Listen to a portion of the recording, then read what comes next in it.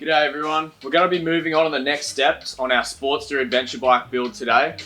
We should have been mounting the pegs, but I'm still waiting for parts, so I'm going to move on with a long list of odd jobs that I have on the rear end of the bike. We're going to be boxing in the tail, we're going to be making the rear fender mounts, and also the number plate mount that's coming off the swing arm as well.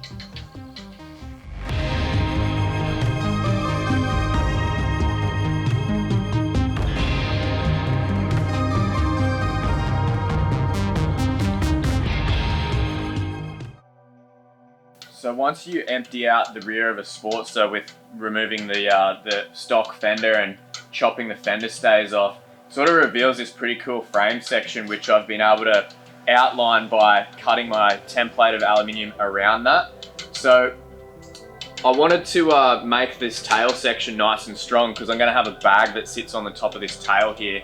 So from the rear of the frame I took some 10mm stainless bar, shape that up to sort of contour with the inside of my tracker tail, and then put a fixing point for my seat and also for my bag rack on the back here. So this is strong as anything. I've actually swung my whole weight off it, and all it has to carry is about 30 kilos. The rest of the mounting system was done with some mild steel flat bar and nutserts that are just tacked and welded along the frame here to outline this aluminium box section.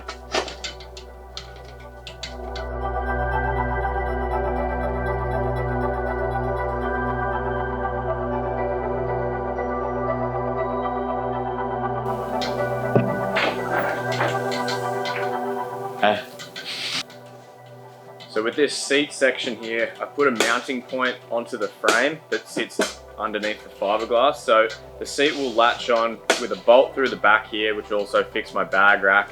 And then that'll pop up and slide this way with a tongue underneath this fixing point to keep it steady. So in here, once I've boxed this in, I've got heaps of room. I'm gonna throw a charger, maybe a little air compressor, and a tool bag in the back here.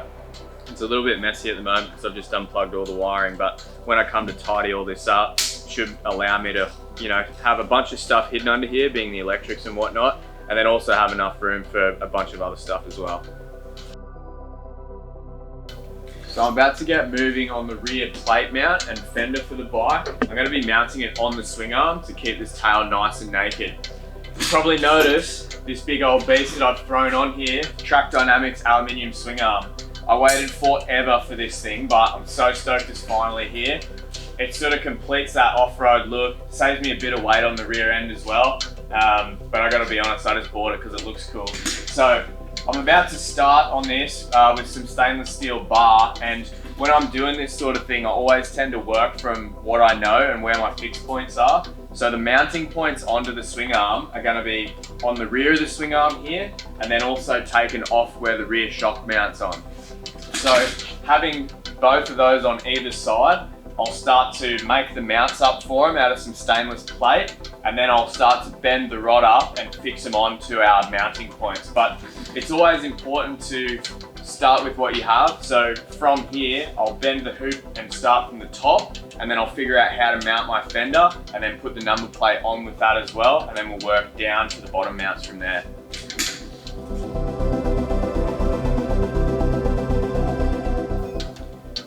So I've finished mounting up my plates that will come off the swing arm, and then starting to shape up my template for the bar.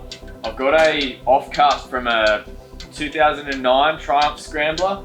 This is a factory guard that I had laying around. It's going to work out perfectly because it fits my 170 rear tyre and also has some pre-done rubber mounts for my plate. And then I can use this. What I want to be able to do is remove this thing pretty quickly if I want to, if I don't need a plate or whatever if I'm off-road. So the 2 bolts here will be able to take it off completely, and then if I just want to take the rear fender off and have a plate only, this will be removable as well. So I'm going to set up my pipe bender or tube bender and work with this template to get our first stainless steel hoop done, and then we can work on bracing it with the second mount.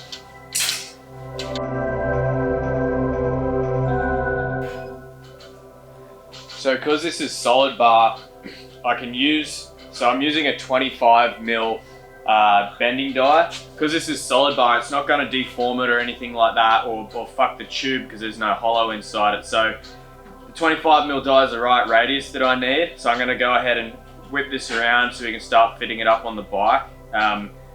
The good thing that I like about this bender is that you have options when it comes to bending radiuses and stuff like that, as compared to other benders which won't clamp on the smaller size stuff if you want to use an odd size die.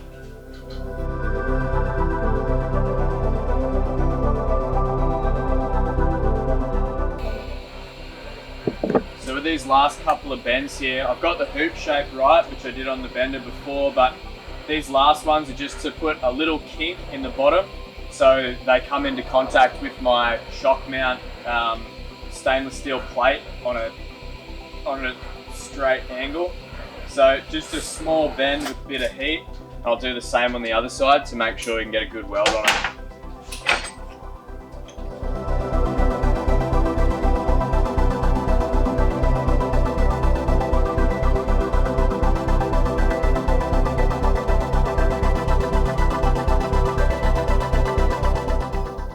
So I've just finished tacking up the fender stay. I'm about to give it a clean down and then I'll finish weld it on the bench. I've included here a couple of stainless steel, I guess you would call them bungs that I made on the lathe that will mount the fender from the bottom, and I'll also mount my number plate from the top. So I've finished welding the rear fender mount and I'm going to trim this fender up to make it uniform. I've just got a square cut on this edge, so I'm going to take the edges off here and then round this nicely. So I'll show you how to template the end so you can reverse it and copy it on the other one.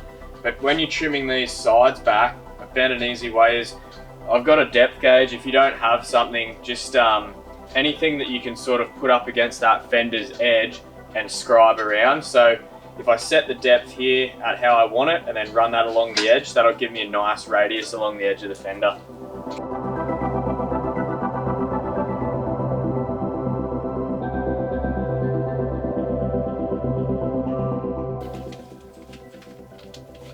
So to make sure you get the fender cut the same on either end, I'll just tape a bit of paper here and cut that around.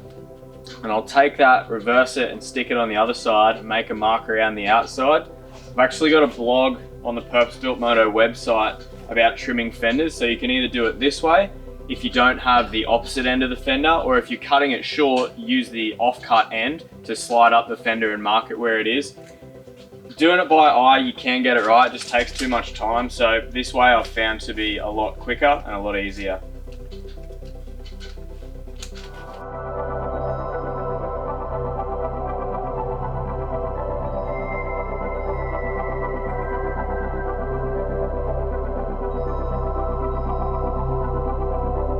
So I just wrapped up the rear fender mount, got it finished welded and then cleaned up, took all the heat marks off it.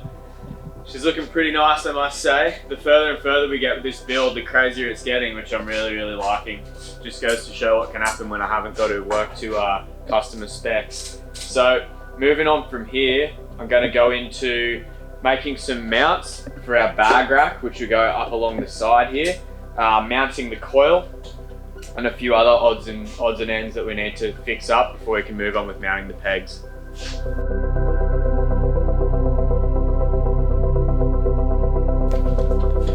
So I'll take you through what I've done with the foot pegs here. If you get a standard set of Sportster mid mounts, they're a little bit too far forward for an adventure riding style. With my seat being where it is, and I wanted my pegs to enable me to be able to stand up, what I've had to do is make a mount out of some stainless steel round bar. So I've used a bunch of these little M6 stainless steel Cannonball bosses and some 8mm round bar, turned up a spigot for my foot peg to mount on, and then I've built out sort of a cage style and then welded also another thread on the base of the frame here. So starting with this side, because I was governed by the width of the clutch cover here, so I've mounted this just rearward of the clutch cover with a spigot, and I can link these up with a linkage to my gearbox shifter, and then I've done the same on the other side, which I'll show you as well.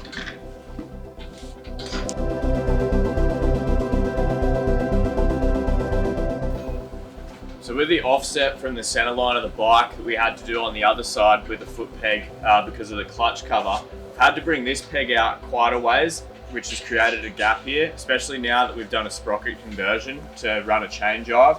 So I've built out this cage.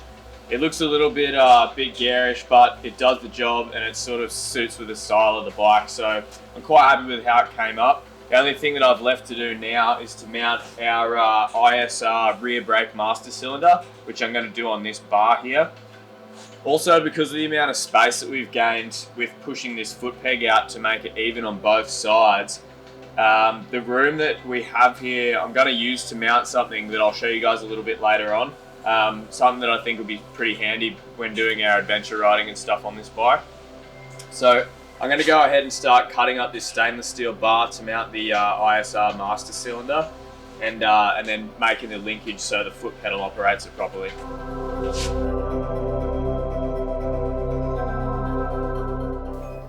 So just wrapped up finishing the foot peg mounts on this side and mounting my brake master cylinder. One thing I tried to keep in mind when building these things is that these pegs are going to have to be stood on quite a bit when I'm riding off-road. Something that I've learned through other projects is that, you know, universal rear sets and stuff like that, they're not exactly made to take a whole person's weight. They're sort of engineered to take the weight of your feet and a little bit more force. So these things have been strengthened. I've used an original Triumph foot peg bracket that I've mounted in here with the British custom pegs, and then these levers are from Free Spirits Parts. Better to be looking at more strength and sort of needing it when you're out there, I guess. So maybe they're a little bit overdone, but at least I know they're not going to break when I'm sort of standing up and going over some heavy terrain. So I'm going to move on to mounting the coil brackets and stuff on the other side of the bike. Just a little job that I've been meaning to get done for ages. So I'm going to jump over there and fabricate that now.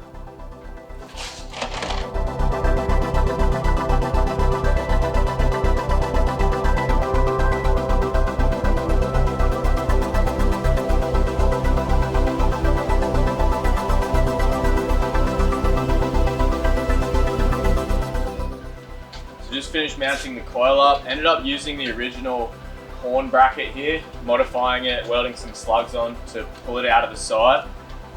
That leaves my space up the front here for another idea I have for the airbox. It's pretty industrial, not very pretty, but neither was my first girlfriend, so I'm going to move on to the bag rack mounts on the back. Fucking Stacy.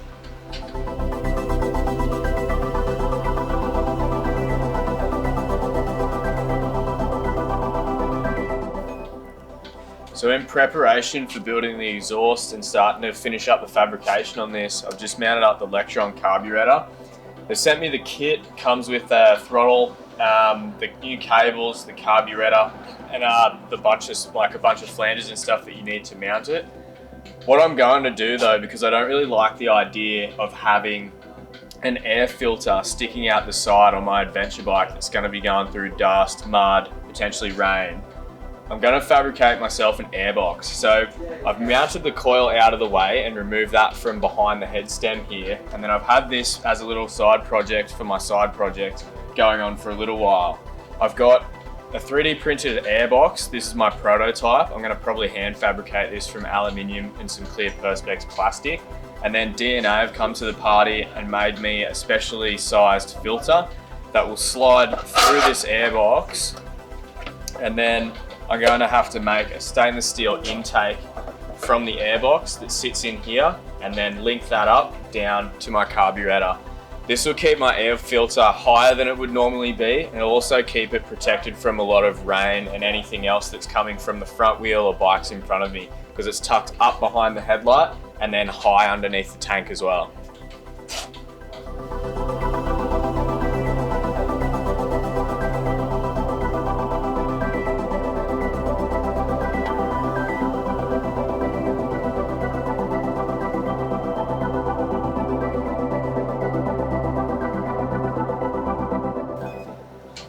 That'll round it out for us on episode 3 of the Harley Adventure build.